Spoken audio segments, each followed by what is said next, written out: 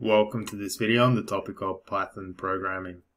In this video, we're going to try and improve our proficiency in Python by implementing some algorithms. So you'll learn about Python programming language by writing a program that will calculate the square of a number, and you'll create a second program that will calculate the square root of a number. By the end of this lesson, you'll have implemented two programs. So the first one being the program that calculates the square of a number, and then you'll have implemented a second program that will calculate the square root of a number. Furthermore, you'll be able to explain the numerical process of determining the square root of a number. Now, before we can jump into any of this, we have to have a refresher on what is a square number. So I want you to consider the numbers as seen here: 1, 4, 9, 16, and 25. Now suppose for all of these numbers here, we get some dots, and we put the dots on the page. So for 1, we have 1 dot, for 4, we have 4 dots, and for 9, we have 9 dots, and so on. Now what's special about these numbers is that if we get all the dots, we can rearrange them such that they form the shape of a square. So 1, 4 dots, 9 dots, 16, 25, they all can be put in the shape of a square. And what's even more interesting about it is if you look at the height and the width of the square, they come out to be the square of the numbers.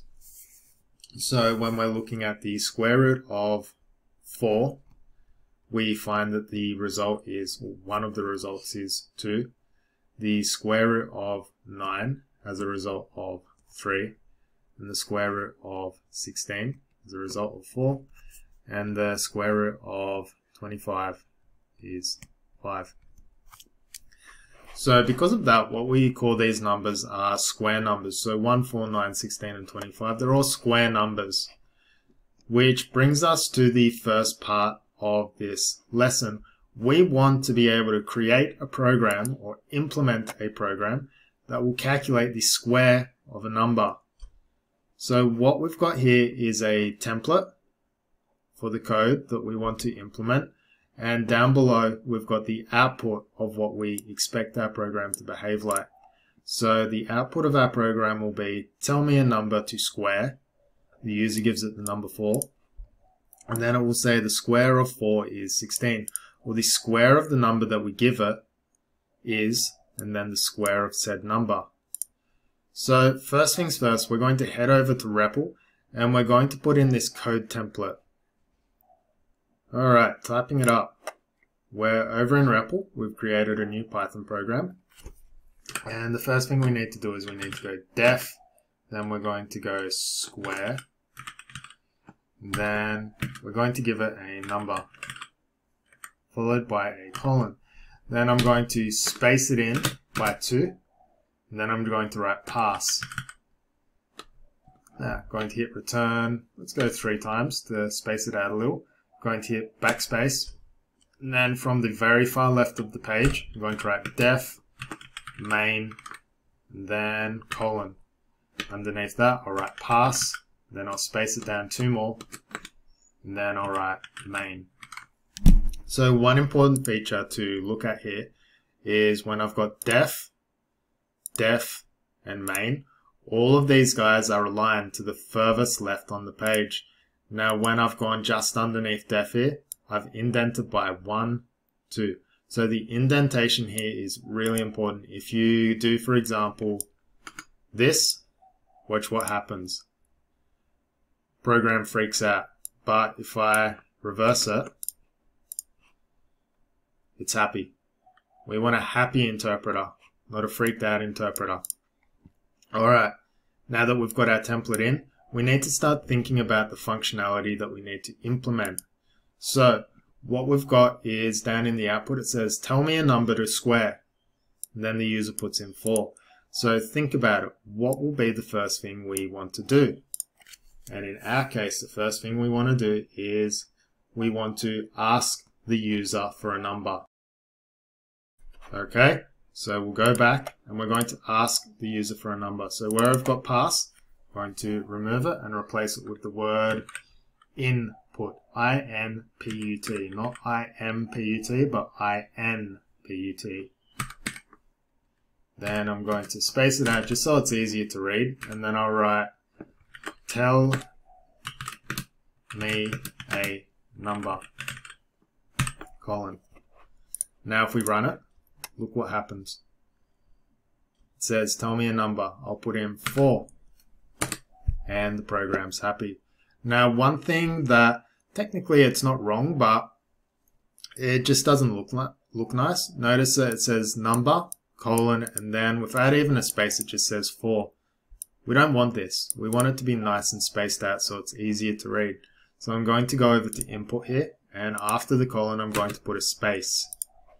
So when I run it, notice the difference. It's nice and spaced out. This is what we want. We want user-friendly programs. Okay, we've got our number. Now we need to process it. But when we take the number, there's a problem. We're not storing it anywhere. So what we need to do is, second step is store the number from the user. Store the user input, like so. So when we go back, we've got to store it. So let's put it in, go number equals. So what this means is whatever the user puts in to the console here, it's going to get this value and stick it inside this variable here. So this will hold the value of the number that the user puts in. So when we run it, we'll use 5 in this example. Just got to wait for REPL to reload, hopefully sometime today. 1 day later, I put in the number 5. 5. 5. Alright, so lucky for us, when we're going for the square operation, we've got a method up here that's going to do it all for us. So what I'll do is I'll get square here, copy it, and I'll paste it down here. And then I have to pass it the variable that I wanted to square. So I get number, and I put it in over here. And what's going to happen is this number will go through this method, and then the method will return the square. So I've got to put S for square, like so. So when we run this, tell me a number, 4, everyone's happy. Okay, now seemingly the final step, we've supposedly taken the square of a number. The next step is we have to output to the user the result. So the square of 4 is 16, or the square of the number we give it is whatever. So we're going to go print the output to the user. So to do the print, we have to use our print instruction, and we'll go the square of space plus plus, and then inside the pluses we go str followed by the number. Reason we put str is that over here we told the program that whatever the user's given us should be interpreted as a number over here. But when we're printing it back to the screen, we can't just print a number, rather we have to reinterpret the number as a word again. So we go str, which will interpret this as a word. Then we go is. The pluses mean that we're joining strings together as well. Then str, and we'll put in s, like so. So when we run our program, we're expecting this to occur. So tell me a number, 4. Then it says the square of 4 is none. So, what could be going on here? Think about the program we've got here. We seem to have done everything correctly in this method over here. So we ask the user for a number. We interpret it as an actual number as opposed to a word, and we store it in a variable called number.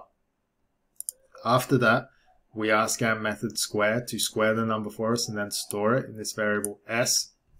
And then finally, we write the result back to the user. So we've done everything right here, but what we haven't done yet is we haven't done the square. We haven't implemented the square of the actual number. So looking at that, the way in which we do it, to calculate a square, we'll go s equals number times itself, and then we need to return it back to its calling function. So return to, so what that will look like is we'll have to go s equals number times number, and then the result here, s, we have to return it back up to be here. So we're going to use the keyword return followed by s. Now watch as it runs. 4 run, the square of 4 is 16. So seemingly we've implemented what we've set out to achieve. So tell me a number to square. Tell me a number. Let's change it to square. And then the square of 4 is 16, so the square of 4 is 16. Run it one more time. Lo and behold, the program seems to work. Now, there are a few modifications we could make to this program to change it up a little. There's more than one way to implement something after all. The way in which we've done is this implementation here, but there's another way we could have done it. We could have used this implementation. So rather than going for the number times number, we can use the built-in instruction in Python that allows us to raise a number to an exponent. So what that would look like is if we change number times number to number double star, which means number to the power of, and then we go 2. Put in 5, we'll expect to see 25. Put in 8, 64. So we can change it up a little. Now if we wanted to get even more functionality out of this, we could change the method from square to power.